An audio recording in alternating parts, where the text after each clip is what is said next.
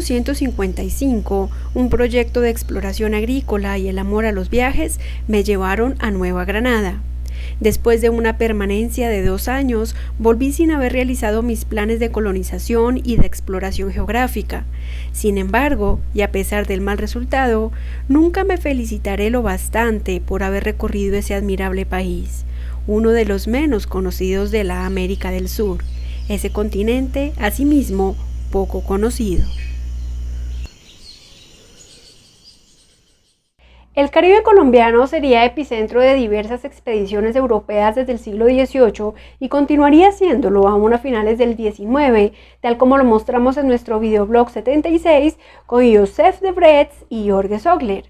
Pues bien, hace 167 años, otro francés, el geógrafo Élisée Reclus, quien tenía 25 años, decidió viajar a Sudamérica para crear una colonia agrícola, según los modelos asociacionistas y mutualistas de los utopistas Saint-Simon, Charles Fourier y Pierre Leroux.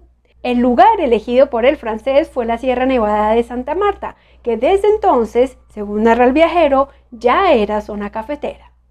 Su proyecto empresarial en 1855 fracasó antes de recoger el primer fruto, pero dejó como evidencia un valioso diario de viaje que hoy reseñamos en la historia detrás de los libros, bajo el título Viaje a la Sierra Nevada, una reedición de sus memorias publicadas en 1861 que corresponde a una versión actualizada de la primera traducción al español realizada por Gregorio Obregón en 1869 y que fue complementada con un cuidadoso trabajo de curaduría del historiador Jorge Enrique Elías Caro para incluir acuarelas y otros dibujos del siglo XIX en esta valiosa fuente primaria reeditada por la Universidad del Magdalena. Acompáñenos a este viaje por la obra de la mano del profesor Elías Caro, vicerrector de investigaciones de Unimagdalena. Soy Mabel López, la doctora en Historia que reseña investigaciones por Internet, autora de Morir de Amor, Violencia Conyugal en la Nueva Granada, siglos XVI a XIX, editora académica y autora de Ni calladas ni sumisas, Transgresión femenina en Colombia, siglos XVII a XX, y coautora de Historia de Colombia, lo que necesitas saber. 3 obras que ustedes pueden adquirir en planetadelibros.com.co y en redbooks.com.co.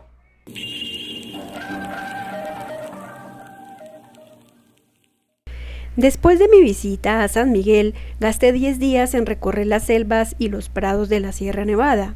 Cada uno de los valles que visité contiene terraplenes y ollas admirablemente adaptables al cultivo, escalonadas de zona en un espacio de algunas leguas y que pueden producir todas las plantas cultivables, desde la aromática vainilla, bañada siempre por una atmósfera húmeda y ardiente, hasta el liquen de Islandia, que germina penosamente en la tierra fría al pie de las rocas nevosas. Antes de llegar a la Sierra Nevada de Santa Marta, su verdadero objetivo, Élisée Reclus tuvo la oportunidad de conocer Colón y Portobelo en Panamá, y desplazarse hacia Cartagena de Indias, Sabanilla, Ciénaga, Gaira y Santa Marta. De los alrededores de Santa Marta conocería el ingenio de Zambá, Minca, las colonias extranjeras asentadas en el territorio, Río Hacha y San Pablo, entre otros lugares.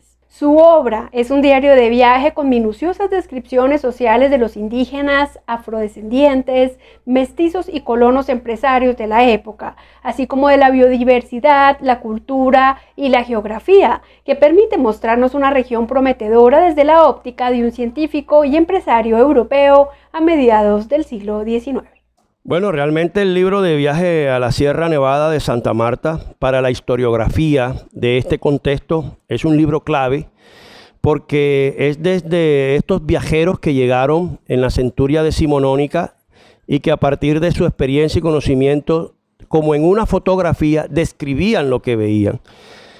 Bueno, como cada quien pues tiene su perspectiva de vida y su cultura, pues hacía descripciones que de alguna u otra forma estaba muy europeizada, pero aparte de eso, pues mostraba lo que era el paisaje, la cultura también las costumbres y por supuesto las condiciones de logística y de transporte y de la economía o de los sistemas productivos que se iban desarrollando en este sentido. Había pues llegado no sin trabajos al término de mi viaje y podía creer que la obra de la colonización estaba seriamente principiada. 1000 vanas ilusiones, evocadas en parte por la fiebre, flotaban ante mi espíritu. Veía ya las pendientes de las montañas cubiertas de campos de café y de bosques de naranjos. Los arhuacos felices y libres fundaban comunidades florecientes. Se abrían escuelas para los hijos de los indios. Colonias de europeos desmontaban las selvas vírgenes. Se abrían caminos en todas las direcciones. ¿Qué sé yo? Líneas regulares de buques correos llegaban al puerto de Dibuya. Indudablemente que todas esas cosas se realizarán un día, pero yo no tendré en eso la menor intervención, pues todas mis esperanzas personales estaban condenadas a evaporarse miserablemente. Pocas líneas bastarán para referir el desenlace de la empresa. Adicionalmente al texto, que tuvo una edición, una corrección de estilo, todo el tema editorial, yo me dediqué a viajar por el mundo. Me metí en todos los museos, ¿no?, de Londres, de París, de España, en Madrid, en los Estados Unidos, en Nueva York, en Washington, en Filadelfia, bueno, en fin. Y teniendo en cuenta el relato del viajero, yo más o menos tenía idea de esos pintores que también estuvieron por acá, como Edward Marc, que fue uno de los que aparece pues en Santa Marta, hizo muchas acuarelas, uno de los acuarelistas que pintó realmente la cotidianidad, el paisaje y lo que fue la economía y la cultura de Colombia, no solo del Caribe colombiano, sino de Colombia.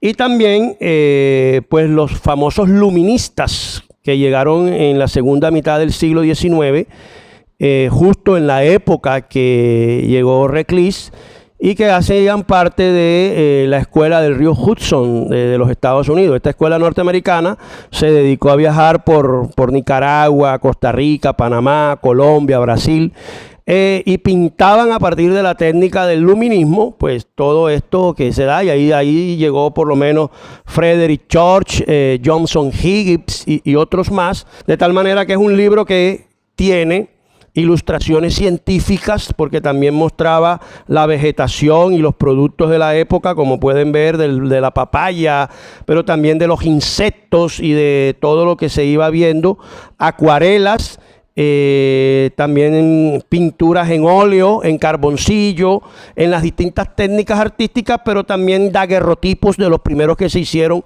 sobre todo en la década de los 40 y en los 50, y posteriormente ya fotografías ya mucho más avanzada para la década de los 80 y de los 90, y que concuerda definitivamente las artes con la investigación histórica y con el relato del viajero, en el sentido de que es un libro bueno, bonito, digno, y que no hemos escatimado esfuerzos en su publicación, en el costo, porque verdaderamente consideramos que vale la pena. Hasta aquí la reseña del libro Viaje a la Sierra Nevada de Santa Marta de Élice Reclus, una fuente primaria de viajeros del siglo XIX, bellamente reeditada por Jorge Elías Caro de la Universidad del Magdalena. Los invitamos a continuar visualizando nuestro trabajo en las listas de reproducción: historia de la vida cotidiana, historia de las mujeres, historia indiana o colonial, historia política siglos XX a XXI, memoria histórica, biblioteca Acolec del Caribe, historia del delito, historia para público infantil, y de la biblioteca del 19 al canal de YouTube. Por favor, si el contenido que producimos es de su agrado, déjenoslo saber a través de sus manitos arriba y de sus comentarios. Compartan nuestros videoblogs, recomiéndenlos a sus estudiantes y amigos, y si no lo han hecho todavía, suscríbanse a nuestro canal. Un abrazo inmenso a todos. Mil gracias por acompañarnos y nos vemos en la próxima entrega con la reseña del libro Cuando los claroscuros se difuminan: amoríos entre amos y esclavas en la Nueva Granada colonial, del historiador Roger Pita Pico. Hasta pronto, y recuérdenlo, conocer el pasado puede cambiar nuestra historia.